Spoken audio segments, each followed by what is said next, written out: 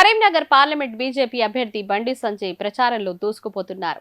ఎన్నికల హడావిడి చివరి దశకు చేరుకున్న నేపథ్యంలో బండి సంజయ్ తన మాటల తూటాలను పెంచారు. అధికార కాంగ్రెస్ పార్టీపై మరియు ముఖ్యమంత్రి రేవంత్ రెడ్డిపై తీవ్ర స్థాయిలో విమర్శించారు.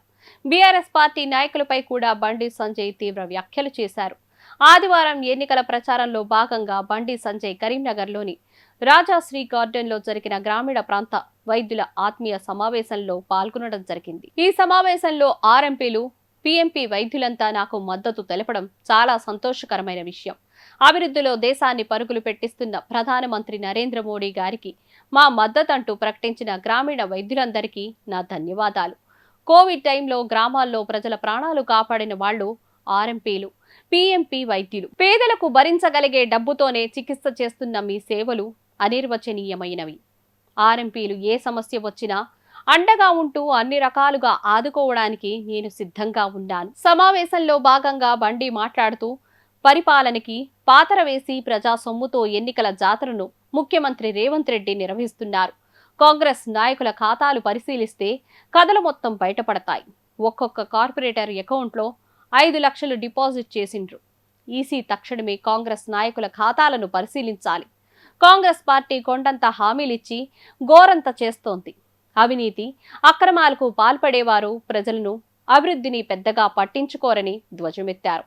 తెలంగాణలో బీఆర్ఎస్ పతనానికి 10 ఏళ్లు పడితే కాంగ్రెస్ కు అంత సమయం పట్టదన్నారు. లోక్సభ ఎన్నికల్లో మరోసారి ప్రభుత్వాన్ని ఏర్పాటు చేసి తొలి 100 రోజుల్లోనే శక్తివంతమైన దేశంగా తీర్చిదిద్దే ప్రణాళికను కార్యాచరణలోకి తెచ్చేందుకు మోడీ కృషి చేస్తున్నారన్నారు. కరీంనగర్ కు గత 5 సంవత్సరాల్లో తాను తెచ్చిన నిధుల గురించి ఎక్కడా చర్చకైనా సిద్ధం. రాష్ట్ర ప్రభుత్వం నుంచి వచ్చిన నిధులు మరియు కేంద్రం నుంచి వచ్చిన నిధుల విషయంలో చర్చకు సిద్ధమా అంటూ బీఆర్ఎస్ నాయకులకు బండి సంజయ్ సవాలు విసిరారు. ఈ నియోజకవర్గంలో తనపై పోటీ చేసిన వారి గురించి జనాల్లో కనీసం తెలియని కూడా తెలియదు కనుక వారికి ఓటు వేయడం వృధా అన్నారు. బీజేపీకి ఓటు వేస్తే మోదీ మళ్లీ ప్రధాని అవుతారు. భద్రతా పరంగా, ఇతర విషయాల పరంగా దేశం మరింత స్ట్రాంగ్ అవుతుందన్నారు. ఏవిరా బిడాక్ ఇదేనా రావడం?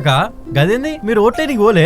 ఎవరికేస్తే ఏం లాభం? పెట్టిన దానికి 10 ఇంతలు సంపాదించేటోళ్ళే. తెల్లని అన్ని పాలు కావు, నల్లని అన్ని నీళ్లు కావు. మోడీ చెప్పి అవు మామా, మనం ఓటు వేస్తుంది మన ఆర్థిక వ్యవస్థను ఇంకా పెంచడం కోసం. ఎన్ని కష్టాలు వచ్చినా మన కోసం నిలబడుతున్న గొప్ప నాయకుడి కోసం. ఒకప్పుడు టెర్రరిస్టుల విధ్వంసాలతో, నక్సలైట్ల దాడులతో దద్దరిల్లిన నా నేల ఈ రోజు ఎక్కడా ఉగ్రవాదుల దాడులు లేకుండా, మతం పేరుతో మారణ హోమాలు లేకుండా ప్రశాంతంగా ఉందంటే కారణం మోదీ కాదంటామా? మోదీ గారి అడుగులో అడుగు వేస్తూ నేనుంటాను. మరి మీరు కమలం గుర్తుకి ఓటేద్దాం, బీజేపీని గెలిపిద్దాం. మోడీ మన అందరి నేస్తం, బీజేపీనే గెలిపించేద్దాం.